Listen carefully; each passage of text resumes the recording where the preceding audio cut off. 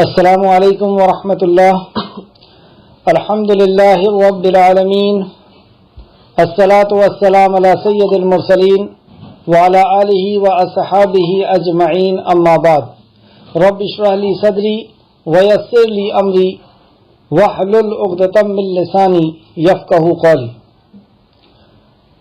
رب اشرح لی صدری ویسر لی امری واحلل عقدۃ من لسانی یفقہوا قولی. رب زدنی علما رب زدنی علما رب زدنی علما آمین یا رب العالمین.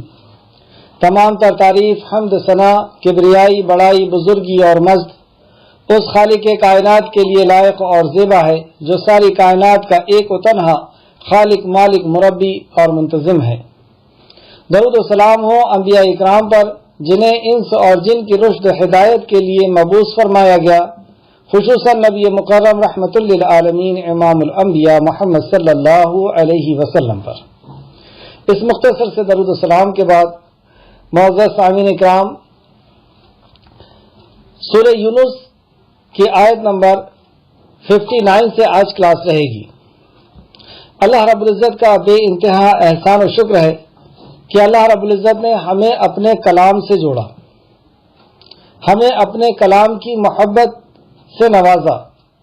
اللہ رب العزت سے مزید دعا ہے کہ وہ ہمیں قرآن ہمارے دل کا سکون اور آنکھوں کی ٹھنڈک بنا دے، قرآن سے ہمیں صحیح معنوں میں محبت عطا کر دے، قرآن مقدس کو صحیح معنوں میں سمجھنے، اس پہ تدبر کرنے، ایمان لانے اور اخلاص کے ساتھ عمل کرنے کی توفیق اور رفیق عطا فرما دے.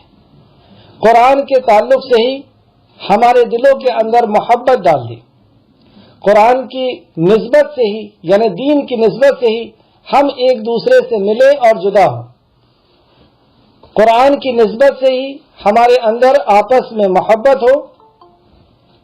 قرآن کی نسبت سے ہی اور کوئی دوسرا مفاد نہ ہو کہ پیسے کا ہے یا عزت کا ہے یا رشتہ داریوں کا ہے. ہمارے اندر آپس میں الفت اور محبت اے اللہ رب العزت اس کلام کی نسبت سے ڈال دے. آمین یا رب العالمین. پچھلی کلاس میں ہم نے قرآن کا وصف جانا آیت نمبر 57 کے روح سے.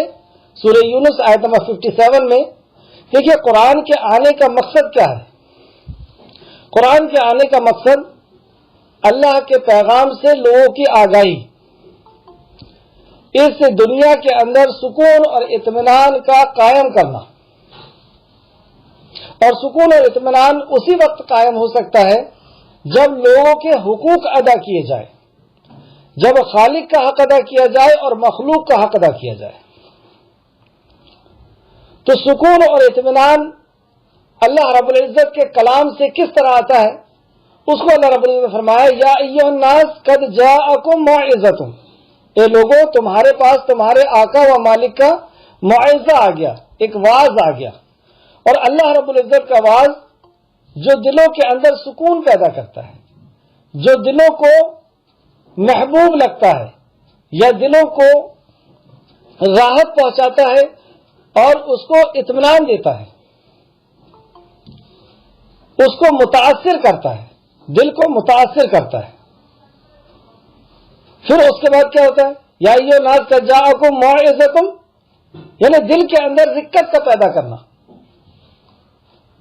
من ربکم وشفاء لما فی الصدور، اور پھر اس کے بعد دلوں کی بیماریوں کا علاج کرتا ہے. دلوں کے اندر جس قسم کی بھی بیماری ہے، حسد کی، کینے کی، چوری، زنا، شراب، جس قسم کی بھی بیماری، کیونکہ دل سے ہی دل اگر بگڑ جاتا ہے تو پھر اعضاء بھی بگڑتے ہیں. جیسے نبی کریم صلی اللہ علیہ وسلم نے فرمایا جسم کے اندر ایک خون کا، ایک گوشت کا ٹکڑا ہے، اگر وہ ٹھیک ہے تو پورا جسم ٹھیک رہتا ہے، اور اگر وہ خراب ہو گیا تو پورا جسم خراب ہو جاتا ہے. اور پھر نبی مکرم نے اشارہ کر کے بتایا کہ وہ دل ہے. تو دل کے اندر، نیت کے اندر، سوچ کے اندر، عقیدے کے اندر بگاڑ اگر پیدا ہوتا ہے تو انسان کے اندر پھر برائیاں شروع ہوتی ہیں. پھر ہر قسم کے کرائم کرتا ہے، ہر قسم کے جرم کرتا ہے، ہر قسم کے گناہ کرتا ہے. تو دلوں کی بیماریوں کا علاج پہلے وہ دل کو متاثر کرتا ہے، رقت سے دل کو متاثر کرتا ہے، اور جب دل متاثر ہو جاتا ہے، جب دل اس کو جاننے لگتا ہے، اس سے مانوس ہو جاتا ہے، قرآن سے محبت ہونے لگتی ہے، پھر اس کے بعد قرآن دلوں کی بیماریوں کا علاج کرنا شروع کرتا ہے. پھر دلوں کے اندر سے بغض کو، کینے کو، نفرت کو، عداوت کو، اور پھر دوسری بیماریاں بے حیائی، فاحش، زنا، چوری، ان ساری برائیوں کو پھر وہ نکالنا شروع کر دیتا ہے. پھر اس کے بعد کیا ہوتا ہے؟ ہدی، اب اس کے لیے ہدایت اللہ رب العزت بخشتا ہے. ہدایت قرآن میں 3 معنوں میں آئی ہے. ایک علم کی ہدایت جو سورہ بقرہ کے اندر فرمایا شہر رمضان الذی انزل فیہ القرآن ھدی للناس، تو یہ ہدایت لوگوں کے لیے ہے کہ جو بھی اس کو پڑھے گا اس کو صحیح اور غلط کی معرفت ہو جائے گی. دوسری ہدایت وہ جو سورہ طٰہٰ کی آیت نمبر 50 میں اللہ رب العزت نے فرمایا کہ اللہ وہ ہے جو مخلوق کا اندازہ ٹھہراتا ہے اور اس کو زندگی جینے کی ہدایت دیتا ہے. تو سارے جانوروں کو، انسان اور جنات کے علاوہ جتنی بھی مخلوق ہم دیکھتے ہیں کہ اللہ رب العزت نے ہدایت ان کے اندر فیڈ کر دی ہے، ان بلڈ کر دی ہے. تیسری ہدایت عمل کی ہدایت، ایمان پر، علم پر عمل کی ہدایت جو ہم نماز کے اندر مانگتے ہیں، اہدنا الصراط المستقیم، ان لوگوں کے راستے پر چلا، صراط مستقیم پر چلا، صراط الذین انعمت علیہم، ان لوگوں کے راستے پر جن پر تو نے انعام کیا، نبیین، صدیقین، شہداء، صالحین، یعنی صحابہ اکرام کے راستے پر ہم کو چلا. تو یہ عمل کی ہدایت، عمل پر کھڑا ہو جانا، جیسے برائیوں کو چھوڑ دینا اور نیکی کا کام کرنے لگنا. ابھی تو دل صاف ہوا ہے، دل کے اندر سے بیماری ختم ہوئی ہے، لیکن عمل پر کھڑے ہو جانا، برائیوں کو چھوڑ دینا، یہ ایک بہت قیمتی چیز ہے اور اسی کو ہدایت کہتے ہیں.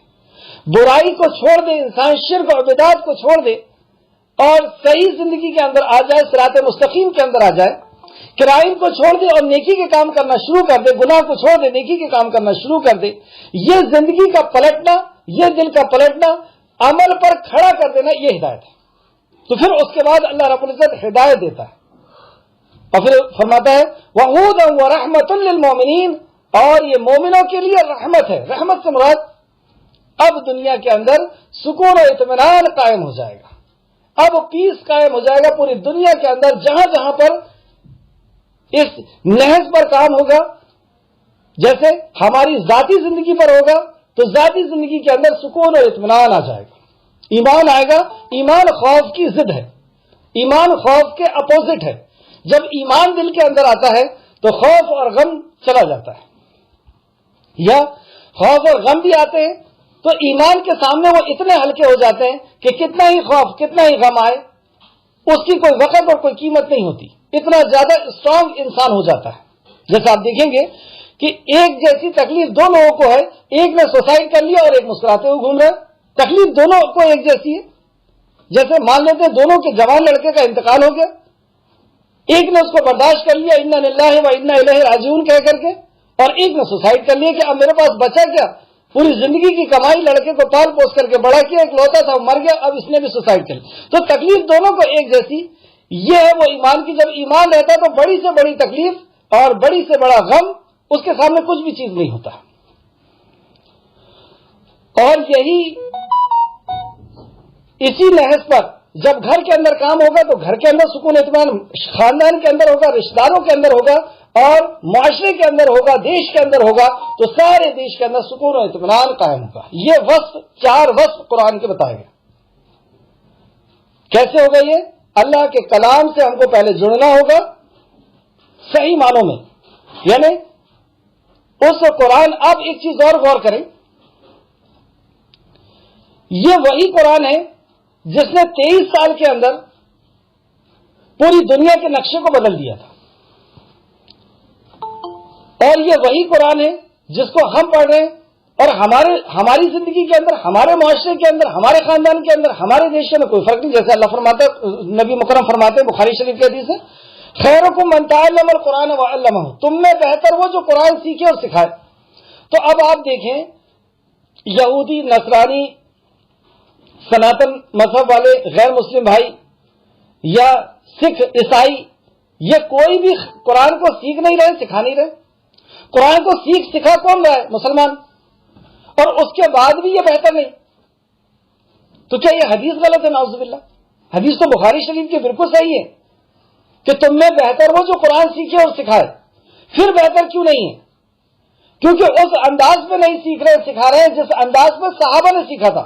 ورنہ آپ دیکھ لیجئے 23 سال کے اندر پوری دنیا کے اندر خیرکم من تعلم القرآن وعلمہ، یہ بات بالکل ثابت ہوئی کہ بہتر جو تھے وہ صحابہ اکرام تھے، ان کے ماننے والے تابعین تبع تابعین پوری دنیا کے اندر بہتر لوگ تھے. اور آسمان والے نے پھر ان کے اوپر سرٹیفکیٹ نازل کیا رضی اللہ عنہ ورضوا عنہ کا. تو اس نہج پر ہم نہیں سمجھ رہے. اس نہج کو سمجھنے کے لیے ہمیں شان نزول کا بھی جاننا ہوگا، کیونکہ قرآن نزول جو ہوا ہے وہ ترتیب کے مطابق ہوا ہے، ایک ساتھ نہیں ہوا. پھر ہمیں اس کو سمجھنے کے لیے حدیث کو جاننا ہوگا، تفسیر کو جاننا ہوگا، کیونکہ تفسیر کی ضرورت اگر نہیں ہوتی تو صاحب تفسیر نہیں آتے، یعنی نبی کریم صلی اللہ علیہ وسلم نہیں آتے. پھر تدبر بھی کرنا ہوگا، پھر عمل دیکھنا ہوگا کہ نبی مکرم اور صحابہ نے کس طریقے سے کیا. اب اس کا رزلٹ آپ دیکھیں گے کہ مکہ اور مدینہ کی زندگیاں کیسی ہو گئی تھی، وہ کیسے لوگ تھے. اور جب ان کا ایک بیمار قسم کے لوگ کہ جو اپنی اولاد کو مار رہے ہیں، بیویوں کو مار رہے ہیں اور شراب جوا مرڈر ساری گناہ کر رہے ہیں، ان کا ایڈمیشن نبی کریم صلی اللہ علیہ وسلم کے سامنے ہو رہا ہے. ایسے بیمار لوگ اور ایسے تندرست ہوئے کہ پوری دنیا حیران ہے ان کے کردار کو دیکھ کر کے، ان کے اعمال کو دیکھ کر کے کہ موت کا آخری وقت ہے، لیکن اس کے بعد بھی دوسرے کو پانی پلانے کے لیے اپنی جان کو گنوا دے رہے ہیں. کوئی ہجرت کر کے آیا ہے، دین کے لیے آیا ہے، تو اپنی گھر کو آدھا پیش کر دے رہے، آدھے کاروبار کو پیش کر دے رہے. ایسا کردار کہ دوسرے کی اولاد کو اس طریقے سے پال رہے ہیں جیسے اپنی اولاد ہے. تو یہ جب ہوگا جب ہم اسی انداز میں قرآن کو سمجھیں گے، سیکھیں گے اور اس پر ایمان لائیں گے، عمل کریں گے، تو ویسے ہی نتائج ہمارے سامنے آئیں گے.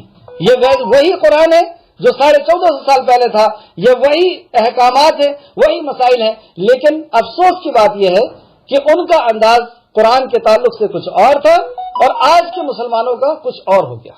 ان کا مقصد قرآن کو لے کے کچھ اور تھا اور آج کے لوگوں کا مقصد ہی بدل گیا کہ قرآن کیوں آیا ہے اس کیوں کو ہی نہیں سمجھ پائے. بہرحال تو یہاں پر قرآن کے 4 وصف بتائے گئے تھے کہ اطمینان اور سکون دنیا کے اندر، زندگی کے اندر، گھر کے اندر کیسے آئے گا جب ہم حقوق ادا کریں گے. جب یہ سب کیسے ہوگا کہ پہلے قرآن سے جڑیں گے، پھر قرآن متاثر کر دے گا ہمارے دل کو اور پھر دلوں کے اندر سے بیماریوں کا نکلنا شروع ہوگا، پھر اللہ رب العزت ہدایت بخشے گا اور ہدایت کے بعد پھر سکون اور اطمینان قائم ہوگا. پھر اس کے بعد اللہ نے فرمایا قل بفضل اللہ وبرحمتہ، اے نبی مکرم ان کو کہہ دیجئے، ان کو سمجھا دیجئے، ان کو بتا دیجئے کہ یہ اللہ کا فضل ہے اور اس کی رحمت ہے.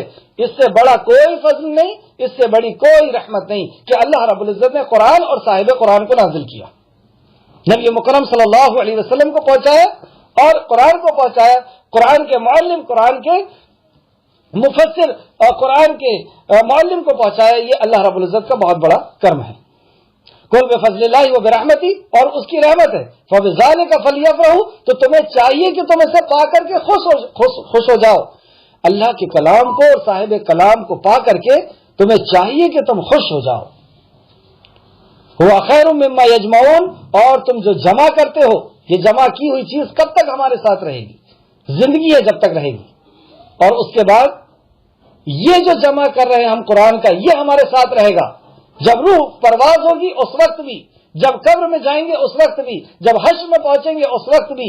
اللہ کا کلام، اللہ کے کلام سے جو ہماری نسبت ہوگی، جو اس پہ تدبر ہوگا، جو اس پہ عمل ہوگا، یہ ہمارے ساتھ ہمیشہ ہر گھڑی اور ہر مصیبت کے موڑ پر رہے گا، اس دنیا میں بھی اور اس دنیا میں بھی.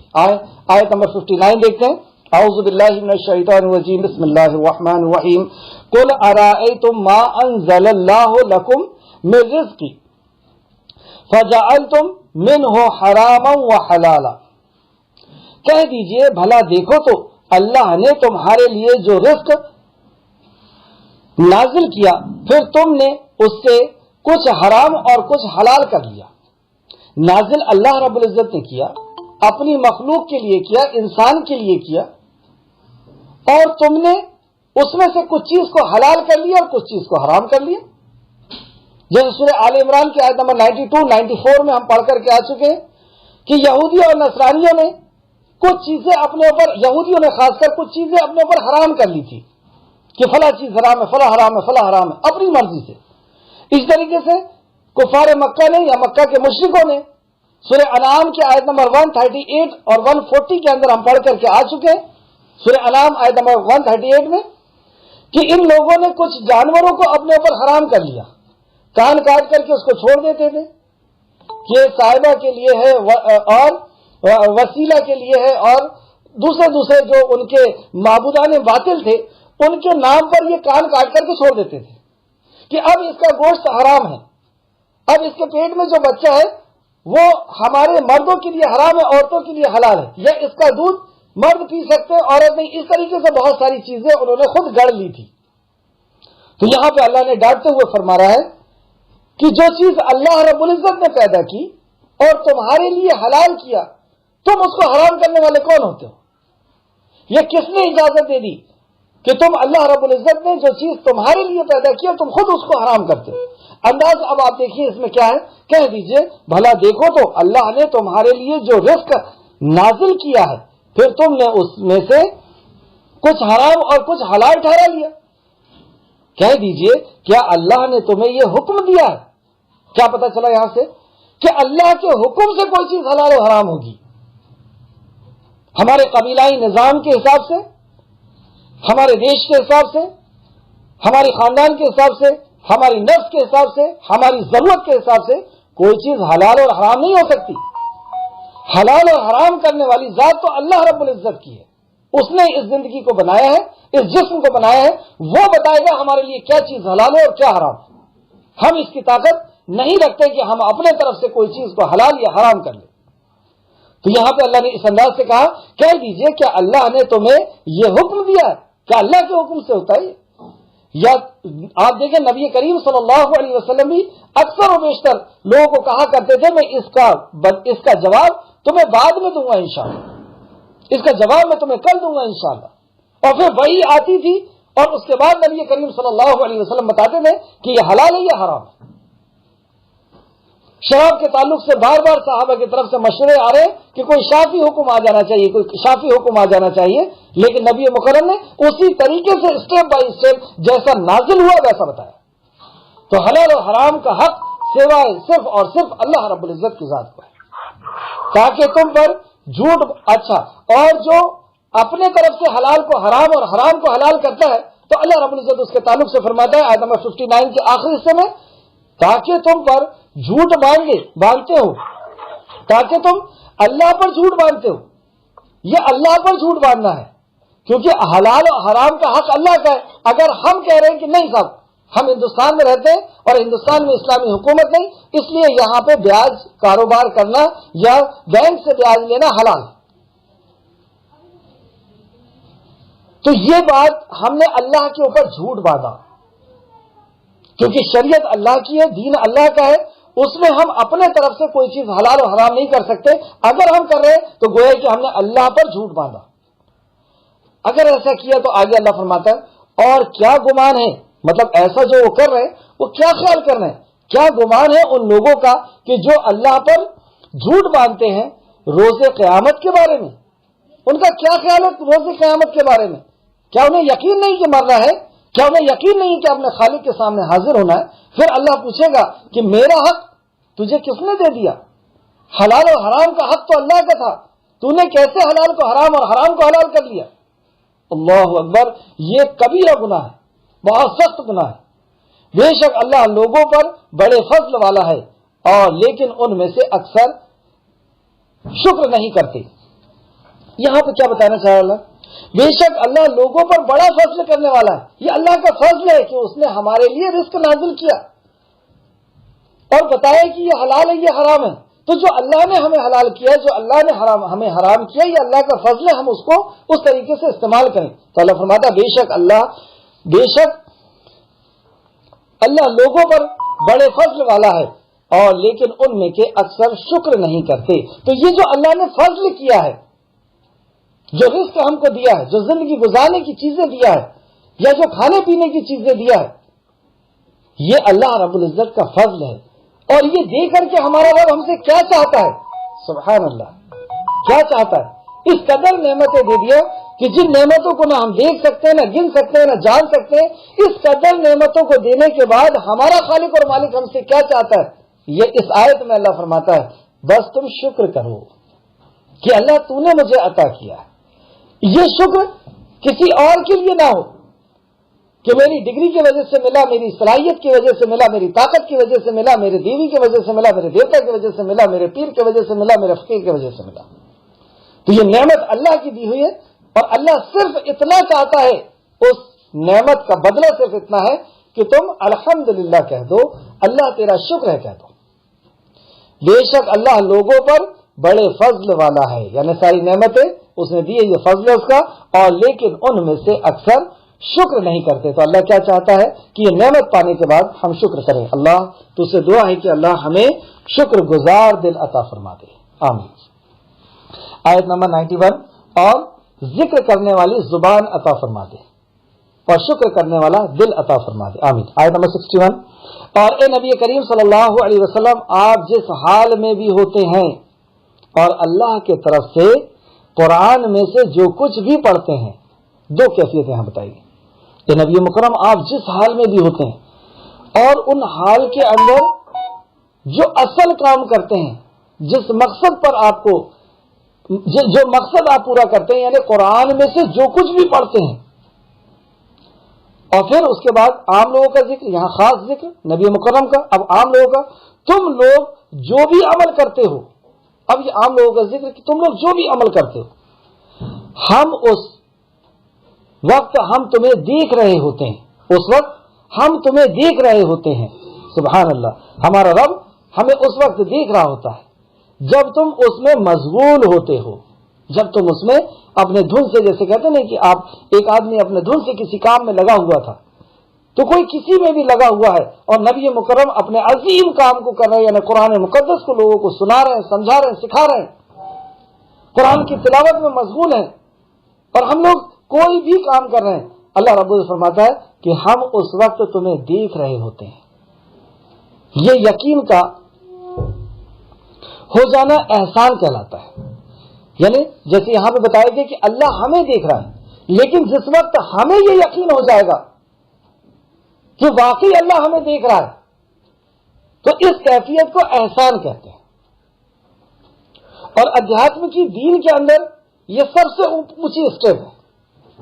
جیسے آپ دیکھیں گے حدیث جبرائیل کے اندر، حدیث جبرائیل بخاری شریف حدیث نمبر 50 اور مسلم شریف حدیث نمبر 8 اور 9 میں آپ دیکھ سکتے ہیں، حدیث جبرائیل بہت فیمس ہے کہ جبرائیل علیہ السلام انسان کی شکل میں آتے، مجلس کا سینہ چیرتے ہوئے نبی مکرم صلی اللہ علیہ وسلم کے سامنے گھٹنے سے گھٹنے لگا کر کے، پیر سے پیر لگا کر کے بیٹھ جاتے ہیں۔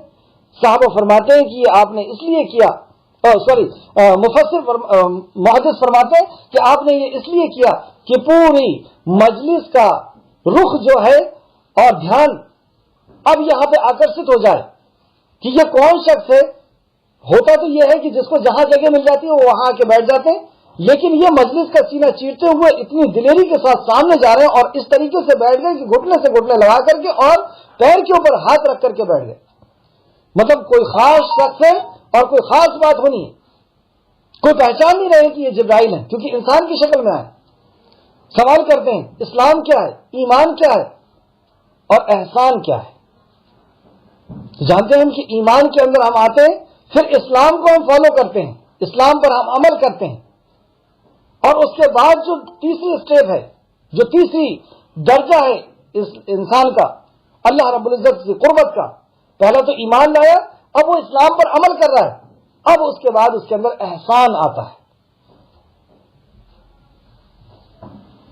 تو احسان کے تعلق سے جب سوال کیا گیا، حضرت ابو زبیر نے جب نبی کریم صلی اللہ علیہ وسلم سے احسان کے بارے میں سوال کیا تو آپ نے اس جواب میں فرمایا، تم اللہ تعالی کی عبادت اس طرح کرو گویا تم اسے دیکھ رہے ہو، اور اگر تم اسے نہیں دیکھتے تو بلا شبہ وہ تمہیں ضرور دیکھ رہا ہے۔ مطلب عبادت تم، جبرائیل علیہ السلام نے جب یہ سوال کیا کہ احسان کیا ہے، تو نبی کریم صلی اللہ علیہ وسلم نے بتایا کہ احسان یہ ہے کہ جب تم عبادت کرو تو یہ خیال ہو کہ تم اللہ کو دیکھ رہے ہو، اور اگر یہ خیال نہیں بنا پا رہے تو یہ خیال ضرور ہو کہ اللہ تمہیں دیکھ رہا ہے.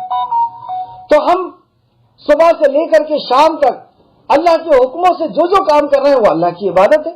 تو ہم اس حالت میں زندگی گزارے کہ گویا کہ اللہ ہمیں دیکھ رہا ہے. اور اسی کی پریکٹس 5 ٹائم ہمیں کرائی جاتی ہے کہ ہم اس کنڈیشن میں آ جائیں, اس لیول میں آ جائیں کہ اللہ ہمیں دیکھ رہا ہے. اور 12 مہینے میں سے 1 مہینہ ہمیں اس کی کڑی پریکٹس کرائی جاتی ہے. جب بندہ روزے کے اندر ہوتا ہے تو روزے کے اندر اس کی سب سے بڑی پریکٹس یہی ہوتی ہے کہ اللہ مجھے دیکھ رہا ہے, اللہ مجھے دیکھ رہا ہے. اب وہ جھوٹ بولتے وقت بھی اسے یہ یقین ہوتا ہے کہ اللہ مجھے دیکھ رہا ہے. وہ کمرے کے اندر بیٹھا ہوا ہے, کوئی نہیں دیکھ رہا, پانی رکھا ہوا ہے, پیاس بہت تیز لگ رہی ہے, لیکن وہ پانی کی طرف ہاتھ بھی نہیں لے جا رہا ہے, اور کیونکہ اسے پتا ہے کہ اللہ مجھے دیکھ رہا ہے. یہ پریکٹس کرائی جا رہی ہے کہ تم اس لیول پہ آ جاؤ ایمان کے کہ ہر گھڑی تمہارے ذہن میں یہ ہو, کوئی خواتین جا رہی ہے, کوئی اچھی چیز نظر آ رہی ہے, کوئی دولت پڑی ہوئی ہے, جھوٹ بولنے کا موقع ہے, ہر وقت یہ ذہن میں ہو کہ میرا رب مجھے دیکھ رہا ہے. یہ ہے تقویٰ کہ چھوٹے سے چھوٹا گناہ, بڑے سے بڑا گناہ بھی اس وقت آدمی چھوڑے گا جب اسے یقین ہو جائے گا کہ میرا رب مجھے دیکھ رہا ہے, ساری کائنات کا خالق اور مالک مجھے دیکھ رہا ہے, وہ میرا رب ہے, وہ مجھ سے ناراض نہ ہو جائے. کوئی نہیں دیکھ رہا, ساری نگاہوں سے میں چھپا ہوا ہوں لیکن اس کی نظر سے میں نہیں چھپا. اور اسی طرح ہم نماز کے اندر جب کھڑے ہوتے ہیں تو ساری چیز ہمارے لیے حرام ہو جاتی. ہم سامنے نظر اٹھا کر کے بھی نہیں دیکھتے, ہم سر کے اوپر بھی نہیں دیکھتے, دائیں طرف نہیں دیکھتے, بائیں طرف نہیں دیکھتے. کیا وجہ ہے؟ کیوں نہیں دیکھتے نماز کے اندر ادھر ادھر؟ کیوں نہیں آس پاس والے سے بات کرتے؟ گھر میں کنڈی لگا کر کے اگر ہم نماز پڑھیں تو کوئی کنڈی کھٹکھٹا رہا ہے, ہم نماز کو چھوڑ کر کے وہاں نہیں جا رہے. وجہ کیا ہے؟ ہم اللہ رب العزت کے سامنے ہیں, اللہ ہمیں دیکھ رہا ہے, اور یہ سسٹم ہے نماز پڑھنے کا. ہم اس سسٹم سے الگ نہیں ہو سکتے. اللہ ہمیں دیکھ رہا ہے, کوئی نہیں دیکھ رہا تو کیا ہوا؟ اکیلے بھی ہم نماز پڑھ رہے ہیں تو دائیں بائیں نہیں دیکھ رہے, کیوں نہیں؟ اللہ ہمیں دیکھ رہا ہے. تو یہ پریکٹس کرائی گئی, یہ اخلاص ہے. یہاں پہ اخلاص کا ذکر کیا گیا. اور تم لوگ جو بھی عمل کرتے ہو اس وقت ہم تمہیں دیکھ رہے ہوتے ہیں. تو اب ہم سمجھ گئے کہ زندگی میں ہم جو کچھ بھی عمل کر رہے ہیں ایک نظر ہمیں دیکھ رہی ہے. ہم کسی لان میں, کسی شو روم میں جاتے ہیں اور کیمرے کی نظر میں ہوتے ہیں. ایسے کئی کیمروں سے زیادہ قیمتی ساری کائنات کے خالق اور مالک جس سے ہم بے انتہا محبت کرتے ہیں, دنیا کی ہر چیز سے زیادہ محبت کرتے ہیں, وہ نظر ہمیں دیکھ رہی ہے. ہم اس کی مرضی کے خلاف اس کو ناراض کرنے والا کوئی کام نہیں کر سکتے. یہ ہے وہ لیول جس لیول کے تعلق سے جبرائیل علیہ السلام نے نبی کریم صلی اللہ علیہ وسلم سے سوال کیا. 3 سوال بھر کیے, 3 مراتب, 3 اسٹیپ دین کی بتائے, یعنی ایمان کی بتائے یا اسلام کی بتائے. پہلا ایمان کیا ہے, اسلام کیا ہے اور اخلاص کیا ہے. تو یہاں پہ بھی اللہ نے فرمایا کہ اللہ تمہیں ہر وقت دیکھ رہا ہے, جسے تم مصروف رہتے ہو, تم اپنے کاموں میں مصروف ہوتے ہو لیکن اللہ تمہیں دیکھ رہا ہوتا ہے. یہ کنڈیشن کا ایسا بننا, ایک ایگزامپل پہ ہم سمجھ سکتے ہیں کہ ایک ڈرائیور گاڑی چلا رہا ہے, وہ گٹکا کھا کر کے باہر تھوکتا بھی ہے, کسی کو سائڈ دینے کے لیے ہاتھ بھی دکھاتا ہے, کبھی ٹیپ بھی چالو کرتا ہے, کبھی گٹکا نکال کے کھاتا بھی ہے, کبھی پیچھے والے سے بات بھی کرتا ہے, لیکن ایک دھیان اس کا ہمیشہ اسٹیئرنگ پہ رہتا ہے. یہ ہماری زندگی ہونا کہ دنیا میں ہم جو بھی کام کر رہے ہوں لیکن ایک ذہن ہمارا یہ ہونا چاہیے کہ ہمارا خالق اور مالک ہمیں دیکھ رہا ہے, وہ سن رہا ہے, وہ جان رہا ہے, وہ ہمارے دلوں کے اندر جو خطرات گزر رہے ہیں اس کو بھی جان رہا ہے. اب وہ جو دل کے اندر جو کیفیت گزر رہی ہے, خطرات گزر رہے ہیں, وہ حلال ہے یا حرام ہے؟ ہم کسی کے بارے میں صحیح سوچ رہے ہیں یا غلط سوچ رہے ہیں؟ ہم کسی کے لیے حسد کر رہے ہیں, بغض کر رہے ہیں, کیا کر رہے ہیں؟ وہ میرا رب دیکھ رہا ہے, وہ سن رہا ہے, وہ دلوں کے اندر جو باتیں آ رہی ہیں جا رہی ہیں اس کو جان رہا ہے. یہ ہے اخلاص, یہ ہے احسان. اللہ ہم سب کو اس پوزیشن میں لے آئے, آمین یا رب العالمین. اور آپ کے رب سے ذرہ بھر بھی کوئی چیز چھپی ہوئی نہیں ہے. سبحان اللہ, اللہ تمہیں دیکھ رہا ہے اور اللہ سے تم نہیں, ذرہ بھر بھی, کوئی ایٹم بھی اور کوئی نیوٹرون اور پروٹون, کوئی ذرہ بھر بھی چیز اس سے چھپی ہوئی نہیں ہے. زمین میں اور نہ آسمان میں. اللہ سے کوئی چیز چھپی ہوئی نہیں ہے، نہ زمین میں نہ آسمان میں، اور نہ کوئی اس سے چھوٹی چیز اور نہ کوئی بڑی چیز. مطلب جو چھوٹی سے چھوٹی چیز ہو اس کو بھی اللہ جانتا ہے، بڑی سے بڑی چیز کو بھی جانتا ہے، مگر وہ واضح کتاب میں درج ہے. اور ہر چیز اللہ رب العزت کے پاس لوح محفوظ میں، اس کے پاس جو واضح کتاب ہے اس کے اندر ایک ایک ذرے کو اللہ رب العزت نے درج کر رکھا ہے. جیسے آپ دیکھ سکتے ہیں سورہ انعام آیت نمبر 59 کے اندر، سورہ انعام آیت نمبر 38 کے اندر. لیکن اللہ رب العزت علم کے اعتبار سے کیسے ایک ایک ذرے کو جانتا ہے، سنتا ہے، دیکھتا ہے اور اس کی ضرورت کا خیال رکھتا ہے. سورہ انعام آیت نمبر 59 میں اللہ فرماتا ہے اور اسی کے پاس غیب کی کنجیاں ہیں جن کو اس کے سوا کوئی نہیں جانتا، اور اس خشکی اور سمندر کے سب چیزوں کا علم ہے. کیونکہ یہ غیب ہے نا، خشکی کے اندر اور تری کے اندر، یعنی سوکھی جگہ کے اندر اور پانی والی جگہ کے اندر کتنی چیزیں ہوں گی، اللہ اکبر، کس قدر چیزیں ہوں گی.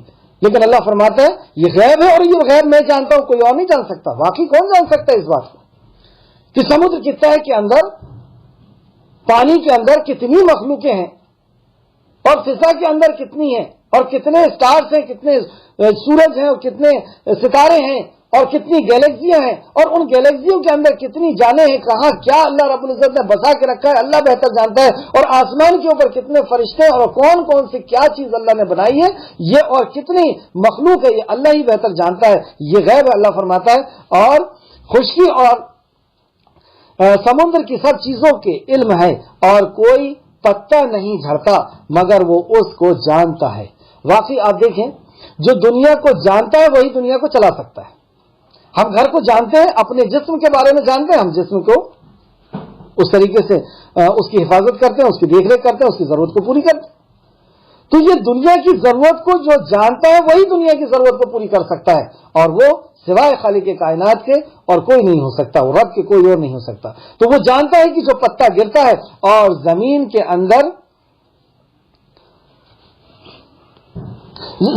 اندھیرے میں کوئی دانہ اور کوئی تر یا خشک چیز نہیں ہے مگر کتاب روشن میں لکھی ہوئی ہے. اسی طریقے سے سورہ انعام کی آیت نمبر 38 میں اللہ فرماتا ہے اور زمین پر چلنے پھرنے والا حیوان یا دو پاؤں کے ساتھ اڑنے والا، زمین پہ چلنے پھرنے والا حیوان یا اڑنے والا کوئی پرندہ والا کوئی پرندہ ایسا نہیں جو تمہاری طرح الگ مخلوق نہ ہو.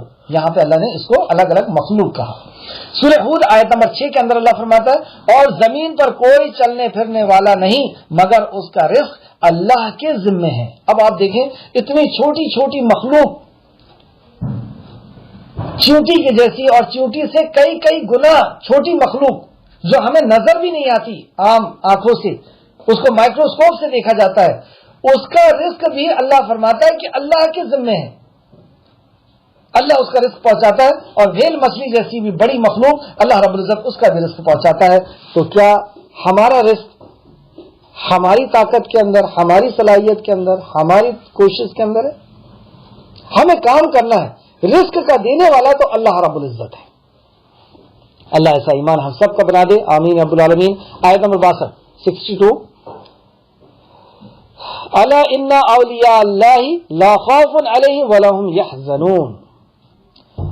اس آیت کو آپ اکثر و بیشتر سنتے ہوں گے کہ اولیاء اللہ کو یعنی اللہ کے دوستوں کو ولا خوف علیہم ولا هم يحزنون، نہ انہیں کوئی خوف ہوتا ہے نہ غمگین ہوں گے، نہ انہیں کوئی خوف ہوگا نہ غمگین ہوں گے. اس آیت کو نبی کریم صلی اللہ علیہ وسلم نے کس طرح سمجھائے، آج اس طریقے سے سمجھیں گے. لوگوں کے اندر یہ کیوں بیان کیا جاتا ہے، کس کو یہ ولی اللہ کہہ رہے ہیں، اللہ کا دوست کس کو کہہ رہے ہیں، وہ ساری چیزیں ان دو آیتوں کے اندر. پہلے آپ ایک اور آیت دیکھیں کہ اولیاء اللہ ہے کون. آگاہ رہو بے شک اولیاء اللہ پر کوئی خوف نہ ہوگا اور نہ وہ غمگین ہو گئے، یعنی وہ لوگ الذین آمنوا، وہ لوگ جو ایمان لائیں گے، وکانوا یتقون، اور تقوی اختیار کریں گے. اولیاء اللہ کون ہے؟ جو ایمان لائے گا اور تقوی اختیار کرے گا. دوسرے کی بھی اللہ نے فرمایا ولی الذین آمنوا، اللہ ایمان والوں کا ولی ہے، دوست ہے. تو جو ایمان لائے اور تقوی اختیار کرے، یعنی وہ اس حالت میں زندگی جی رہا ہے کہ اللہ رب العزت اسے دیکھ رہا ہے، اس حالت میں وہ جی رہا ہے کہ وہ اللہ کو دیکھ رہا ہے، ایک ایک نافرمانی سے بچ رہے ہیں اور ایک ایک فرمانبرداری کا کام کر رہا ہے، یعنی وہ بکا ہوا ہے. پچھلی کلاسوں میں ہم پڑھ کر کے آ چکے ہیں، وہ بکا ہوا ہے. وہ کہہ رہا ہے ان صلاتی و نسخی و محیای و مماتی للہ رب العالمین، ان صلاتی اللہ میری نماز، و نسخی قربانی، و محیای و میری زندگی، و مماتی میری موت للہ رب العالمین تیرے لیے ہے. اللہ رب العزت نے مومن کو خرید لیا ہے بدلے میں جنت کے. تو اللہ رب العزت جس طریقے سے چاہتا ہے اس طریقے سے وہ جی رہا ہے. اس تعلق سے اللہ نے فرمایا کہ یہ وہ مومن ہے اور یہ اللہ رب العزت سے ڈرنے والا ہے، یہ ہے اللہ کا ولی. اور اس سے کوئی خوف نہیں ہوگا، غم نہیں ہوگا. کب کب خوف اور غم نہیں ہوگا، اس کے لیے دو تفسیر میں دو دلائل پیش کیے گئے ہیں. ایک وہ وقت جب اس کی دیکھیں نبی کریم صلی اللہ علیہ وسلم نے اس آیت کو جب سمجھایا، اور سنن ابو داؤد نے اس حدیث کو روایت کیا ہے. سنن ابو داؤد حدیث نمبر 3527 اور الحمدللہ میں آپ کو ابو داؤد سے ہی پڑھ کر کے سنا رہا ہوں.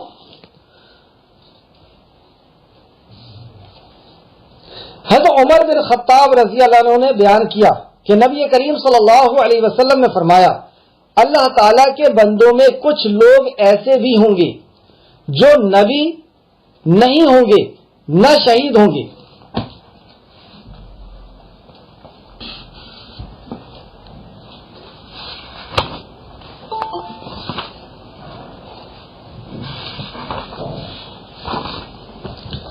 ہاں دیکھیے پھر سے حضرت عمر بن خطاب رضی اللہ عنہ نے بیان کیا نبی کریم صلی اللہ علیہ وسلم نے فرمایا اللہ کے بندوں میں سے کچھ لوگ ایسے بھی ہوں گے جو نہ نبی ہوں گے نہ شہید ہوں گے مگر قیامت کے روز اللہ کے ہاں بلند مرتبہ و منزل و منازل کی وجہ سے، مطلب بہت اونچے درجے کی وجہ سے انبیاء و شہداء بھی ان پر رشک کریں گے. مطلب انبیاء اور شہداء بھی ان کو دیکھ کر کے رشک کریں گے کہ نہ یہ نبی ہے نہ شہید ہے، اور اتنا بڑا مقام.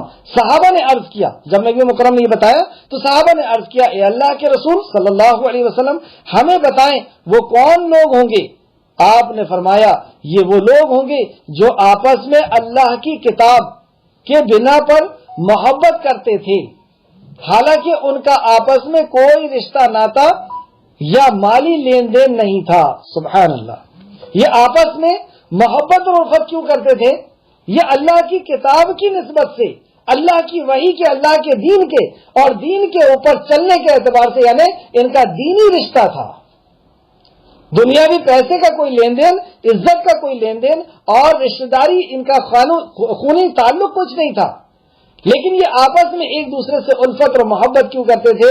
اللہ کے دین کی نسبت سے، قرآن کی نسبت سے.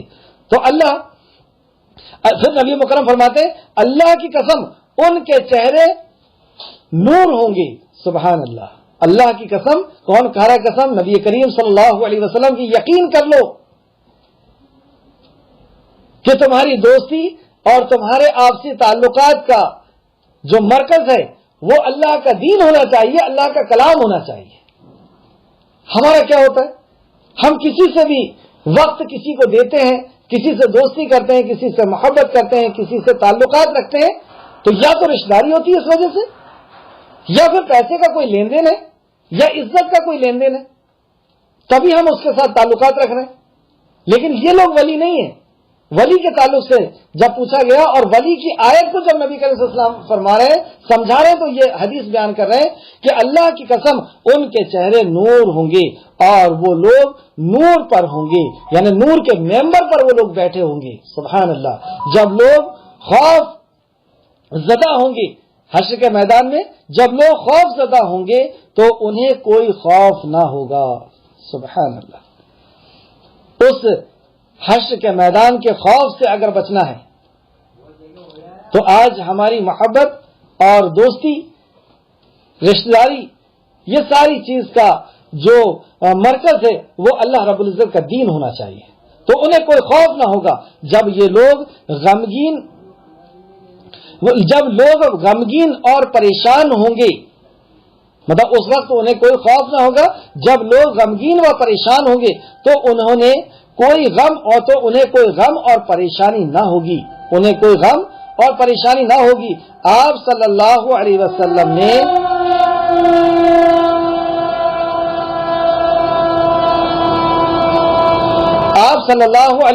نے یہ آیت کریمہ تلاوت فرمائی، الا ان اولیاء اللہ لا خوف، آگاہ رہو اللہ کے ولی کو کوئی خوف اور نہ کوئی غم ہوگا۔ تو یہ کوئی خوف اور کوئی غم، یہ ہے اللہ کے ولی جو دین کی نسبت سے آپس میں ایک دوسرے سے محبت اور تعلقات اور دوستی رکھتے ہیں۔ اللہ ہم سب کو توفیق اور رفیق عطا فرما۔ ویسے بھی ہمارے گروپ کے اندر جو ہم لوگ ایک دوسرے سے ملے ہیں تو اس کا مقصد بھی اللہ رب العزت اخلاص کے ساتھ ہمیں بس اخلاص عطا فرما دے کہ ہم تیرے دین کی نسبت کے لیے ایک دوسرے سے ملے اور جدا ہوں، دنیاوی کوئی مفاد اور دنیاوی کوئی غرض ہمارے بیچ حائل نہ ہو، آمین یا رب العالمین۔ آیت نمبر 62 پھر سے دیکھتے ہیں، الا ان اولیاء اللہ لا خوف علیہم ولا هم يحزنون، آگاہ رہو بے شک اولیاء اللہ پر کوئی خوف نہ ہوگا اور نہ وہ غمگین ہوں گے۔ خوف اور غمگین نہ ہوں گے، یہ وہ لوگ ہیں جو ایمان لاتے ہیں اور اللہ سے ڈرتے ہیں، یعنی تقوی اختیار کرتے ہیں، ان کے لیے دنیاوی زندگی میں خوشخبری ہے اور آخرت میں بھی اللہ کی باتوں میں تبدیلی نہیں ہوتی، یہ بہت بڑی کامیابی ہے۔ اللہ رب العزت کی باتوں میں تبدیلی نہیں ہوتی، اللہ رب العزت کے کلام میں کبھی تبدیلی نہیں ہوتی۔ یہاں پہ دو بات بتائی گئی جس کو صحابہ نے نبی کریم صلی اللہ علیہ وسلم سے پوچھا کہ آخرت کی بھلائی تو یا رسول اللہ ہمارے سمجھ میں آ گئی، لیکن ایسے لوگوں کو جو اللہ کے ولی ہیں، جو اللہ کے دوست ہیں، جو اللہ کے مطابق زندگی جیتے ہیں، ان کو دنیا میں کیا فائدہ ملنے والا ہے؟ کیونکہ یہاں بتایا ان کے لیے دنیاوی زندگی میں خوشخبری ہے اور آخرت میں بھی۔ تو آخرت کی خوشخبری تو سمجھ میں آ گئی کہ جنت ہے، دنیا کی خوشخبری یا رسول اللہ کون سی ہے؟ تو اس کے تعلق سے دو چیزیں ملتی ہیں اور وہ دونوں چیزوں کو میں آپ کو دلیل کے سامنے بتاتا ہوں۔ بشرا یعنی خوشخبری ہے ان کے لیے، سچے خواب، پہلی خوشخبری ان کے لیے سچے خواب ہے، اور دوسری خوشخبری جس وقت ان کی روح اس دنیا سے پرواز کرے گی، اس دنیا سے رخصت ہوگی، اس وقت ان کو سلامتی کہی جائے گی۔ یہ دو خوشخبریاں اللہ رب العزت مومنوں کو دیتا ہے۔ تو سچے خواب کے تعلق سے ہم دیکھتے ہیں ترمذی شریف حدیث نمبر 2275، ابن ماجہ حدیث نمبر 3898، ابن ماجہ 3898، تفسیر القبری جلد نمبر 11 صفحہ نمبر 176، تفسیر ابن کثیر جلد نمبر 3 صفحہ نمبر 234، دارالسلام۔ امام ابن جریر بیان فرماتے ہیں کہ رسول کریم حضرت عبادہ بن صامت رضی اللہ عنہ کی روایت بیان کی ہے کہ انہوں نے رسول کریم صلی اللہ علیہ وسلم کی خدمت میں عرض کیا، ارشاد باری تعالیٰ یہی آیت کے بارے میں، ان لوگوں ان کے لیے دنیاوی زندگی میں بھی خوشخبری ہے اور آخرت میں بھی۔ ہمیں یہ تو معلوم ہے، صحابہ فرماتے ہیں ہمیں یہ تو معلوم ہے کہ آخرت میں بشارت سے مراد جنت ہے، لیکن یہ فرمائیں کہ دنیا کی بشارت سے کیا مراد ہے؟ تو آپ صلی اللہ علیہ وسلم نے فرمایا اس سے مراد نیک خواب ہے جسے کوئی بندہ دیکھتا ہے یا اس کے لیے دیکھا جاتا ہے۔ سبحان اللہ، یہ دنیا میں مومن کے لیے بشارت جو بتائی گئی ہے، یہ اس کے لیے اللہ کی طرف سے نیک خواب کا دکھانا، خواب کے ذریعے سے اس کو معاملات سے آگاہ کر دینا۔ جیسے کوئی دوست آ کر کے اس کو کوئی خواب بتا رہا ہے، اب وہ خواب سے سمجھ گیا کہ یہ دوست نہیں، یہ دشمن ہے، وہ خواب سے سمجھ گیا یا اس کو خود خواب دکھ رہے ہیں تو اس سے وہ جان رہا ہے کہ اس کی زندگی میں آگے کیا ہونے والا ہے، کس طریقے سے ہونے والا ہے۔ خواب کے ذریعے سے اللہ رب العزت گویا کہ اس سے بات کر رہا ہے۔ اب آگے دیکھتے ہیں حدیث کے کیا الفاظ ہیں۔ اس سے مراد نیک خواب ہے جسے وہ بندہ دیکھتا ہے یا اس کے لیے کوئی خواب دیکھا جاتا ہے، مطلب اس کے لیے کوئی دوسرا خواب دیکھتا ہے، یہ نبوت کی 44ویں یا 70ویں جز ہے، مطلب یہ حصہ ہے، نبوت کا 44واں یا 70واں جز ہے، حصہ ہے کا ایک حصہ ہے. جیسے نبوت کے 70 حصے ہیں تو اس میں کا ایک حصہ ہے. امام احمد نے، اب یہاں پہ ہمیں ایک بات یہ بھی غور کرنا ہے کہ خواب 3 قسم کے ہوتے ہیں. ایک خواب وہ ہوتا ہے جو ہم ذہن میں سوچ رہے ہیں یا ہماری ذہن کسی پریشانی کا شکار ہے، بخار ہے، طبیعت خراب ہے، یا کوئی چیز دن رات دیکھ رہے ہیں، سوچ رہے ہیں تو وہ چیز دکھ جاتی ہے. ایک خواب وہ ہوتا ہے جو اللہ رب العزت کی طرف سے ہوتا ہے جو یہاں پر بتایا گیا، اور ایک خواب وہ ہوتا ہے جو شیطان کی طرف سے ہوتا ہے. تو شیطان کی طرف کے خواب کو ہم کیسے پہچانیں گے اور اللہ کی طرف کے خواب کو کیسے پہچانیں گے، وہ ساری چیزیں ابھی ڈیٹیل میں آ رہی ہے. مسلم شریف میں ایک حدیث دیکھتے ہیں، مسلم شریف حدیث نمبر 2642. امام احمد نے ابو ذر رضی اللہ عنہ کی روایت کو بیان کیا، اور مسند احمد میں بھی اصل میں یہ حدیث ہے، بیان کیا ہے کہ انہوں نے عرض کیا، اے اللہ کے رسول، آدمی ایک نیک کام کرتا ہے تو اس کی وجہ سے لوگ اس سے تعریف اور ستائش کرتے ہیں. رسول کریم صلی اللہ علیہ وسلم نے فرمایا یہ بشارت ہے جو مومن کو جلد مل جاتی ہے. مطلب مومن کوئی نیک کام کرتا ہے، لوگ اس کی تعریف کرتے ہیں، یہ اس کے لیے دنیا میں بشارت ہے، کیونکہ وہ نہیں چاہ رہا تعریف کا متمنی، تعریف کا خواہش مند وہ خود نہیں ہے نیک کام کر کے، لیکن وہ نیک کام کر رہا ہے، لوگ تعریف کر رہے ہیں، یہ بھی دنیاوی مومن کے لیے خوشخبری ہے. پریشان خواب کے تعلق سے امام احمد نے عبداللہ بن عمر رضی اللہ عنہ کی روایت کو بھی بیان کیا ہے کہ رسول کریم صلی اللہ علیہ وسلم نے فرمایا ان کے لیے دنیا کی زندگی میں خوشخبری ہے. فرمایا سچا خواب مومن کے لیے بشارت ہے اور وہ نبوت کی 49 حصے میں سے ایک حصہ ہے. مطلب حدیث میں حصوں کے تعلق سے الگ الگ روایتیں آتی ہیں. ایک حصہ ہے جو شخص اچھا خواب دیکھے وہ اس کے بارے میں بتا دے. کوئی شخص اگر اچھا خواب دیکھتا ہے تو اس کے بارے میں بتا دے، یعنی اس کی تعبیر کرا لے. تعبیر کس سے کرانا ہے اس کے بارے میں بتاتا ہوں آپ کو. اور جو اس کے علاوہ کوئی اور خواب دیکھے تو وہ شیطان کے طرف سے ہے. مطلب اگر اچھا خواب ہے تو اس کی تعبیر کرا لے، اگر وہ کوئی برا خواب دیکھ رہا ہے تو وہ شیطان کے طرف سے ہوتا ہے تاکہ اسے غم میں مبتلا کر دے. اس حدیث کے الفاظ سے کیا پتہ چلا کہ شیطان کا خواب غم میں مبتلا کرتا ہے، یعنی وہ ڈراتا ہے، وہ خوف زدہ کرتا ہے، وہ پریشان کرتا ہے، وہ ڈراؤنی چیزیں دکھاتا ہے. اس طرح کے خواب کے دیکھنے پر وہ بائیں طرف 3 بار پھونک دے، یعنی تھتکارتا ہوا پھونک دے، خاموش رہے اور کسی کو بھی اس خواب کے بارے میں نہ بتائے. اسے مستدرک احمد نے روایت کیا ہے. تو مسند احمد جلد نمبر 2 حدیث نمبر 219. بخاری شریف میں بھی یہ حدیث آپ کو مل جائے گی 6985. بخاری 6985 اور 6989. اس سے کیا پتہ چلا 2 قسم کے خواب ہوتے ہیں. اگر اچھا خواب دکھا ہے تو ہمیں اس کی تعبیر کرانے کے لیے بتا دینا چاہیے. تعبیر کس سے کرائیں؟ تو تعبیر جو قرآن کو اور حدیث کو صحیح معنوں میں سمجھتا ہے، جانتا ہے، اس سے ہم تعبیر کرائیں پہلا. اور دوسرا جس سے ہم تعبیر کرا رہے ہیں وہ ہم سے دشمنی رکھنے والا، بغض رکھنے والا، عداوت رکھنے والا نہیں ہونا چاہیے. کیونکہ نبی کریم صلی اللہ علیہ وسلم نے فرمایا کہ خواب پرندے کے پر ہوتا ہے، لیکن جب اس کی تعبیر کر دی جاتی ہے تو وہ ویسا ہی ہو جاتا ہے.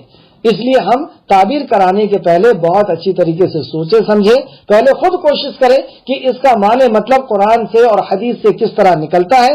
اور صحابہ اکرام کے خواب کے تعلق سے ہم پڑھیں، بخاری میں خواب کا ایک باب، ایک چیپٹر باندھا گیا ہے. اس طریقے سے اور بھی آپ کو کتابیں مل جائیں گی حدیثی کتابوں میں کہ صحابہ اکرام نے اپنے خواب بیان کیے اور نبی کریم صلی اللہ علیہ وسلم فجر کی نماز کے بعد لوگوں کی طرف، مقتدی کی طرف رخ کر کے بیٹھ جاتے تھے اور ان کو خواب کی تعبیر بتایا کرتے تھے. تو وہ جو خواب صحابہ بتاتے تھے اسی سے نبی کریم صلی اللہ علیہ وسلم کافی چیزیں جان لیا کرتے تھے.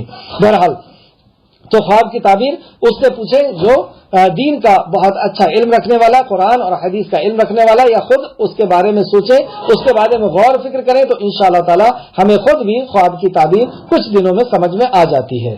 اللہ رب العزت سے دعا بھی کریں تو یہ ایک خوشخبری ہے دنیاوی اعتبار سے مومن کے لیے کہ اللہ رب العزت اسے سچے خواب سے نوازتا ہے۔ اور ایک اور قیامت کی علامت میں، قیامت کی نشانیوں میں سے ایک نشانی یہ بھی ہے کہ مومن کو سچے خواب نظر آنے لگیں گے۔ سورہ حامیم سجدہ میں بھی آپ دیکھ سکتے ہیں، سورہ حامیم سجدہ میں خوشخبری، دوسری خوشخبری کیا ہے؟ ایک تو خوشخبری خواب، اور ایک دوسری خوشخبری جو سورہ حامیم سجدہ میں اللہ رب العزت نے فرمایا، مومن کے اس وقت فرشتوں کا مومن کو مغفرت اور جنت کی بشارت دینا، جنت اور خوشخبری کی بشارت دینا۔ کیونکہ آپ دیکھیں گے کہ دنیا سے رخصتی کا وقت، 3 وقت ایسے ہوتے ہیں جو انسان کے سب سے زیادہ تکلیف کے وقت ہوتے ہیں۔ ایک وہ وقت جب وہ دنیا کے اندر تشریف لاتا ہے، آتا ہے، اور دوسرا وہ وقت جب وہ دنیا سے رخصت ہوتا ہے۔ اور آپ خود سوچیں کہ ہم 2 سال کے لیے اگر انڈیا چھوڑ کر کے کہیں اور جا رہے ہیں تو کتنی تکلیف ہوتی ہے۔ ہم نے اپنے گھر بار، اپنے بیوی بچوں کو، رشتہ داروں کو، اپنے کاروبار کو چھوڑ کر کے ہم 2 سال کے لیے جاتے ہیں تو آدمی روتے ہوئے جاتا ہے۔ اب ایک شخص ہمیشہ کے لیے اس دنیا کو چھوڑ کر کے جا رہا ہے، اپنے بنائے ہوئے گھر کو، بیوی بچوں کو، رشتہ داروں کو اور ساری دنیا کو خیر بات کہہ کر کے جا رہا ہے۔ کتنا غمزدہ، کتنا ٹینشن، کتنا فکر، کتنی پریشانی کے اندر وہ ہوگا۔ تو یہ 3 مواقع ایسے ہوتے ہیں، وقت ایسے ہوتے ہیں جو انسان کے لیے بہت زیادہ تکلیف کے وقت ہوتے ہیں۔ ایک وہ وقت جب وہ پیدا ہوتا ہے، دوسرا اس کے موت کا وقت، اور تیسرا جب وہ قبر سے اٹھایا جائے گا، وہ بھی ہولناک وقت ہوگا کہ اب میرا انجام کیا ہونے والا ہے، اب میرے ساتھ کیا ہونے والا ہے، اب مجھے ذرے ذرے کا حساب دینا ہے، میرا خالق سامنے ہے، جنت اور جہنم کا نظارہ نظر آ رہا ہے، جو ساری باتیں میں نے سنا تھا، پڑھا تھا، وہ حقیقت ہو گئی، اب وہ غم زدہ اور بہت زیادہ ٹینشن میں ہوگا۔ تو اس وقت جو مومن ہے اس کے لیے بشارت اللہ رب العزت اس انداز میں دیتا ہے۔ سورہ حامیم سجدہ، سورہ نمبر 41 آیت نمبر 30 اور 32، 30 سے 32 تک آپ دیکھ سکتے ہیں۔ اعوذ باللہ من الشیطان الرجیم، ان الذین قالوا ربنا اللہ ثم استقاموا، سبحان اللہ، ان الذین قالوا، بے شک جن لوگوں نے کہا کہ ہمارا رب اللہ ہے، ربنا اللہ ثم استقاموا، اور اس میں استقامت کر لیے، اس پہ وہ ڈٹ گئے۔ دیکھیے، علم کا سیکھنا بہت قیمتی چیز ہے، لیکن علم کے سیکھنے سے زیادہ قیمتی چیز کیا ہے؟ اس پر عمل کرنا، اور عمل کرنے سے زیادہ قیمتی بھی ایک چیز ہے۔ اللہ ہم سب کو اس کی توفیق نصیب فرمائے۔ عمل سے زیادہ قیمتی چیز کیا ہے؟ عمل سے زیادہ قیمتی چیز ہے استقامت، اس پر ڈٹ جانا، اس پر رک جانا، اس پر ٹھہراؤ، برساتی میڈک کی طرح نہیں۔ رمضان ٹو رمضان مسلمان بن گئے، ایسا مسلمان نہیں چلتا کہ ابھی فہم القرآن کا چل رہا ہے تو ابھی ہم پورا چارج ہے، اور اس کے بعد سب ختم ہوا تو پھر ہم اپنی پرانی ڈگر میں آ گئے۔ جب تک کلاس کے اندر بیٹھے ہوئے، جب تک ہم مومن ہیں، اور اس کے بعد نہیں استقامت، تو یہاں پہ وہی بتایا گیا، ان الذین قالوا، اور جس نے کہا ربنا اللہ، میرا رب اللہ ہے، ثم استقاموا، اور اس میں استقامت ہے، تتنزل علیہم الملائکۃ، تو ان پہ نازل ہوتے ہیں ملائکہ، الا تخافوا، اور اسے کہتے ہیں تم خوف مت کرو، ولا تحزنوا، اور تم گھبراؤ نہیں، وابشروا بالجنۃ التی کنتم توعدون۔ ترجمہ اس طرح ہے، بے شک جن لوگوں نے کہا کہ ہمارا پروردگار اللہ ہے، پھر وہ اس پر قائم رہے، پھر اس پہ وہ جم گئے، ان پر فرشتے اترتے ہیں اور کہتے ہیں کہ نہ خوف کرو اور نہ غم ناک ہو، اور بہشت میں جس کا تم سے وعدہ کیا گیا تھا، بہشت یعنی جنت، جس کا تم سے وعدہ کیا گیا تھا، کیا جاتا ہے، خوشی مناؤ، مطلب اس کے اندر تم داخل ہو جاؤ۔ ہم دنیا کی زندگی میں بھی تمہارے دوست تھے۔ فرشتے کیا کہیں گے؟ روح نکالنے آئے ہیں اور کہہ رہے ہیں کہ اب غم اور خوف مت کرو، اس جنت کی طرف چلو جس کا تمہیں وعدہ کیا گیا تھا، اور دنیا کی زندگی میں بھی ہم تمہارے دوست تھے، اور آخرت میں بھی تمہارے رفیق ہیں، اور وہاں جس نعمت کو تمہاری جی چاہے گا تم کو ملے گی، اور جو چیز طلب کرو گے تمہارے لیے موجود رہے گی۔ یہ بخشش والی مہربانی کی طرف سے مہمانی ہے، یہ بخشش والے رب کی طرف سے تمہارے لیے مہمانی ہے۔ اس کا میں نے آیت لکھا ہے آپ کو، حامیم سجدہ آیت نمبر 30 سے 32. اس طریقے سے ایک حدیث بھی آپ دیکھتے ہیں. دیکھیے وہ وقت جس وقت ہم اس دنیا کو رخصت کر رہے ہیں، اپنے بچوں کو، اپنے رشتہ داروں کو، اپنے دوست احباب کو، اپنے گھر کو، اپنے کاروبار کو ہمیشہ کے لیے چھوڑ کر کے اور فرشتے کے ساتھ آسمان کی طرف جا رہے ہیں. غور کریں کتنا خوفناک منظر ہے. لیکن ولیوں کا کیا حال ہوتا ہے؟ ولی کیسا ہوتا ہے؟ حضرت برا رضی اللہ عنہ سے مروی حدیث ہے کہ بے شک مومن کی موت کا جب وقت آتا ہے، مومن کی موت کا جب وقت آتا ہے تو اس کے پاس فرشتہ، اس کے پاس سفید چہرے اور سفید کپڑے والا فرشتہ آتا ہے اور وہ کہتے ہیں کہ اے پاک روح، تو نکل کر نعمتوں اور خوشبو اور پھلوں اور ایسے رب کے طرف جا جو ناراض نہیں ہے. مطلب جنت کی نعمتوں کا اس کو ذکر کرتے ہیں اور کہتے ہیں اس رب کی طرف چل جو رب تیرے سے ناراض نہیں ہے.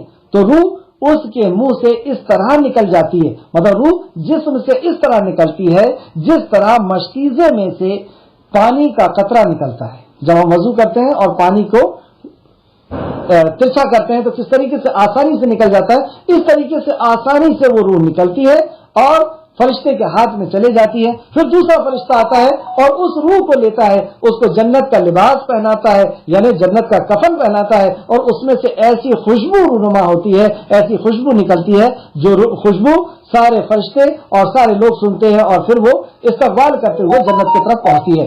سنن نسائی حدیث نمبر 1835 سے سنن نسائی، مسند احمد جلد نمبر 4 حدیث نمبر 287 اور 288 اور حاکم وغیرہ میں بھی اور بھی جگہ یہ حدیث ہے. تفسیر ابن کثیر سے میں نے آپ کو بتایا جلد نمبر 3 صفحہ نمبر 235. یہاں تک ہم نے دیکھا. اور ایک چیز اور دیکھیں، سورہ انبیاء کی آیت نمبر 103 ضرور نوٹ کریں. سورہ انبیاء آیت نمبر 103 اللہ رب العزت فرماتا ہے ان کو اس دن کا بڑا بھاری خوف غمگین نہیں کرے گا اور فرشتے ان سے یہ کہیں گے، یہ کہتے ہوئے ملیں گے کہ یہی وہ دن ہے جس کا تم سے وعدہ کیا گیا تھا. کیا فرمایا اللہ نے؟ ان کو اس دن کا بڑا بھاری خوف غمگین نہیں کرے گا. وہ حشر کے میدان کی ہولناکی ان کو غمگین نہیں کرے گی اور فرشتے ان سے ملیں گے تو یہ کہیں گے کہ وہ دن ہے، یہ کہیں گے کہ یہ وہ دن ہے جس کا تم سے وعدہ کیا گیا تھا.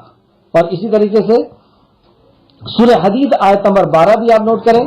سورہ حدید آیت نمبر 12، جس دن آپ مومن مردوں اور مومن عورتوں کو دیکھیں گے کہ ان کی ایمان کا نور ان کے آگے آگے اور دائیں طرف چل رہا ہوگا. اور اس طریقے سے وہ حشر کے میدان میں اور جنت تک پہنچائے جائیں گے. چلیے وقت زیادہ ہو گیا اس لیے میں اس کو یہیں پہ وہ کر رہا ہوں. آگے آیت دیکھتے ہیں، آیت نمبر 64 میں آخر میں اللہ رب العزت نے جو بیان فرمایا ہے، لا تبدیل لکلمات اللہ، لا تبدیل لکلمات اللہ، اللہ کی باتیں بدلتی نہیں ہیں. مطلب اللہ کے ہاں باتیں بدلتی نہیں ہیں. جو اللہ رب العزت نے بیان فرما دیا ہے اسی طریقے سے اللہ رب العزت اس کو رونما کرنے والا ہے. آیت نمبر 65، اور اے نبی ان کی باتیں آپ کو غمگین نہ کریں، بے شک عزت تو ساری اللہ ہی کے لیے ہے، وہی خوب سننے والا اور خوب جاننے والا ہے. بے شک مکہ کے اندر نبی کریم صلی اللہ علیہ وسلم قرآن مقدس کی تعلیم پیش کر رہے ہیں، سنا رہے ہیں، سکھا رہے ہیں، لیکن مشرکین آپ کا ایذا پہنچا رہے ہیں، آپ کو تکلیف پہنچا رہے ہیں. وہ ایمان نہیں لا رہے ہیں اور قرآن کو وہ قصے اور کہانی کی کتاب سمجھ رہے ہیں، وہ انسان کی لکھی ہوئی کتاب سمجھ رہے ہیں اور اس کو جادو کی کتاب کہہ رہے ہیں. نبی مکرم کو شاعر کہہ رہے ہیں، کبھی مجنوں کہہ رہے ہیں، کبھی دیوانہ کہہ رہے ہیں. تو یہ ساری باتیں سن کر کے اللہ رب العزت نے بیان فرمایا، اے نبی یہ باتیں آپ کو غمگین نہ کریں اور اے نبی کریم صلی اللہ علیہ وسلم ان کی باتیں آپ کو غمگین نہ کریں، بے شک عزت تو ساری اللہ ہی کے لیے ہے۔ اور دوسرے کہ اللہ نے فرمایا عزت تو اللہ کے لیے ہے، فرشتوں کے لیے، اللہ کے نبی کے لیے اور ایمان والوں کے لیے، وہی خوب سننے والا اور خوب جاننے والا ہے۔ اللہ جان رہا ہے یہ جو حرکت آپ کے ساتھ کر رہے ہیں، اللہ سن رہا ہے یہ جو کر رہے ہیں، آگاہ رہو، مطلب خبردار ہو جاؤ، بے شک اللہ ہی کے لیے ہے آسمانوں میں جو ہے اور جو زمین میں ہے، جو کچھ ہے وہ سارا کے سارا اللہ رب العزت کا ہے زمین و آسمان کے اندر۔ اور جو لوگ اللہ کے سوا شریک کو پکارتے ہیں، جو لوگ اللہ کے علاوہ کسی اور کو شریک کو پکارتے ہیں، وہ کسی اور چیز کی پیروی نہیں کرتے مگر صرف گمان کی پیروی کرتے ہیں، اور وہ محض قیاس کے گھوڑے دوڑاتے ہیں۔ مطلب جو مشرک ہیں، جو شرک کرتے ہیں، وہ کس چیز کی پیروی کرتے ہیں، مطلب کس چیز کے مطابق وہ چلتے ہیں۔ جو توحید پرست ہے وہ تو اللہ کے کلام اور نبی کے فرمان کے مطابق زندگی جی رہا ہے، لیکن جو مشرک ہے وہ کس کے مطابق جیتا ہے، تو وہ گمان کے، یعنی اس کا جو خیال آ جاتا ہے، جو اس کے دماغ میں آ جاتا ہے، جو اس کا لاجک بولتا ہے، جو اس کا علم بولتا ہے، جو اس کی صلاحیت بولتی ہے، جو اس کے ماں باپ بولتے ہیں، جو اس کے رشتہ دار بولتے ہیں، جو اس کے دوست احباب بولتے ہیں، یہ اس کے گمان پر جیتا ہے، مطلب وہ اپنے گمان کے حساب سے زندگی جیتا ہے۔ اور وہ قیاس یعنی انداز کے اوپر، قیاس لگانا ہوتا ہے نا، انداز لگانا کہ ایسا ہوا تھا تو ایسا ہوگا، ایسا ہوا تھا تو ویسا ہوگا، یہ قیاس کے اوپر چلتے ہیں، اپنے گمان کے اوپر، قیاس کے اوپر۔ تو جو مشرک ہیں وہ گمان اور قیاس پہ چلتے ہیں، تو مومن کس کے اوپر چلتا ہے؟ تو ظاہر سی بات ہے کہ مومن اللہ کے کلام نبی کے فرمان پر چلتا ہے، مومن اللہ رب العزت کے دین کے مطابق زندگی جیتا ہے۔ وہی ہے اللہ جس نے تمہارے لیے رات بنائی تاکہ اس میں سکون حاصل کرو۔ اب اللہ رب العزت اپنا تعارف پھر پیش کر رہا ہے، پہلے شرک کو پیش کیا کہ تم اللہ کے علاوہ دوسروں کے قانون پر چلتے ہو، دوسروں کے مطابق زندگی گزارتے ہو، جبکہ اللہ وہ ہے جس نے تمہارے لیے رات بنائی۔ غور کرو کہ اللہ اگر رات نہ بناتا تو کیا حال ہوتا، کہاں سے سکون اور اطمینان لے کر کے آتے؟ اگر اللہ نیند نہ دے تو کیا حال ہوگا انسان کا؟ اگر 15 دن ہم جاگ لیں، اللہ 15 دن کے لیے نیند ہم سے چھین لے، کتنی بڑی نعمت ہے اللہ رب العزت کی، رات ہم سے چھین لے تو کیا حال ہوگا ہمارا؟ تو اللہ رب العزت نے اپنی ایک نعمت کا یہاں پہ ذکر کیا، وہی اللہ ہے جس نے تمہارے لیے رات بنائی تاکہ اس میں سکون حاصل کرو، ساری دنیا اس میں سکون حاصل کرتی ہے، اور دن کو روشن بنایا۔ اب ہر کو لوگ اپنے اپنے کام میں نکل جاتے ہیں، بے شک اس میں یقیناً بہت بڑی نشانی ہے ان لوگوں کے لیے جو سنتے ہیں۔ تو اس میں نشانی ہے، پہلی بات یہ پتہ چلی نشانی ہے۔ تو اللہ رب العزت کی جتنی بھی تخلیق ہے، اللہ رب العزت کی بنائی ہوئی جتنی بھی چیزیں ہیں، تو اس میں ہمیں غور و فکر کرنا چاہیے۔ ایک بات یہ میسج ہم کو ملا، یہ نصیحت اور وصیت ملی، اور دوسری بات اس میں جو لوگ سنتے ہیں تو قرآن کا سننا یہ ایک الگ عمل ہے، یہ ایک الگ عبادت ہے۔ تو قرآن کو ہمیں سننا چاہیے، ترجمے کے ساتھ عربی میں بھی سنیں اور ترجمے کے ساتھ سنیں۔ اللہ رب العزت ہم سب کو توفیق اور رفیق عطا فرمائے، آمین۔ آیت نمبر 70، وقت ہو گیا، بس آیت نمبر 68 سے 70 تک لیں گے۔ انہوں نے کہا اے اللہ نے بیٹا بنا لیا ہے، استغفر اللہ۔ انہوں نے کہا، یہ کس کی طرف اشارہ ہے؟ یہ نصرانیوں کی طرف اشارہ ہے، اور اس بات کو اس انداز میں غضبناک ہو کر کے اللہ رب العزت نے سورہ مریم آیت نمبر 88 سے 85 تک فرمایا۔ سورہ مریم آیت نمبر 88 سے 85، دیکھیے کتنا بڑا جرم ہے یہ بات کو کہنا، اور اللہ رب العزت کو کتنا ناگوار گزرتا ہے کہ ایک حدیث میں تو یہاں تک آتا ہے، جب آپ سورہ مریم کی اس جگہ میں جا کر کے تفسیر ابن کثیر میں پڑھیں گے تو ایک حدیث کو لے کر کے آیا تفسیر ابن کثیر میں، اور دوسری جگہ میں بھی ہے، اگر یہاں نہیں بھی ہوگا تو دوسری جگہ آپ کو ملے گا کہ لوگوں نے اللہ رب العزت کو گالی دی، اللہ رب العزت کو جھوٹا کہا اور اللہ کو گالی دی۔ جھوٹا کہا سے مراد، حدیث کے اندر نبی کریم صلی اللہ علیہ وسلم فرماتے ہیں کہ جھوٹا کہا سے مراد یہ کہ جو یہ کہتا ہے کہ وہ مرنے کے بعد زندہ نہیں ہوگا، وہ ہے کہ اس نے اللہ کو جھوٹا کہا۔ جو گالی دیتا ہے گالی دینے سے مراد یہ ہے کہ کسی نے جس نے یہ کہا کہ اللہ بیٹا رکھتا ہے، اس نے اللہ رب العزت کو نعوذ باللہ استغفر اللہ، ہمارے باپ کو کوئی گالی دے، ہماری ماں کو کوئی گالی دے، ہمارے پورے جسم کے اندر آگ لگتی ہے، ہم اس کا منہ پکڑ لیتے ہیں، ہم اس کے سامنے سینہ نکال کر کے آ جاتے ہیں۔ ہمارا ساری کائنات کا خالق مالک رازق، جو ہمارا ایک ایک لمحے ہم جس کے محتاج ہیں، جس کی رحم و کرم سے ہم جی رہے ہیں، جس کے کرم سے ہم سانس لے رہے ہیں، دیکھ رہے ہیں، ہمارا دل دھڑک رہا ہے، ہماری ایک ایک ضرورت پوری ہو رہی ہے، اس رب کو کوئی گالی دے اور ہماری زبان نہیں ہلتی، مشرک ایسا عقیدہ پیش کرتے ہیں، کرسچن یعنی نصرانی ایسا عقیدہ پیش کرتے ہیں، لیکن ہم وہاں پہ کھڑے ہو کر کے یہ بولنے کی طاقت نہیں رکھتے کہ قل هو اللہ احد، اللہ ایک ہے، اللہ الصمد، وہ بھی نیاز ہے، لم یلد ولم یولد، نہ اس نے کسی کو جنا ہے نہ وہ کسی سے جنا گیا ہے، یہ شان اس کی نہیں ہے، یہ اس کی شان کے خلاف ہے کہ وہ کسی کو اولاد رکھے۔ یہ آگے اللہ رب العزت فرماتا ہے یہاں پہ قالوا اتخذ اللہ ولدا، انہوں نے کہا کہ اللہ نے اولاد رکھی ہے، سبحانہ، اللہ پاک ہے، کس چیز سے پاک ہے؟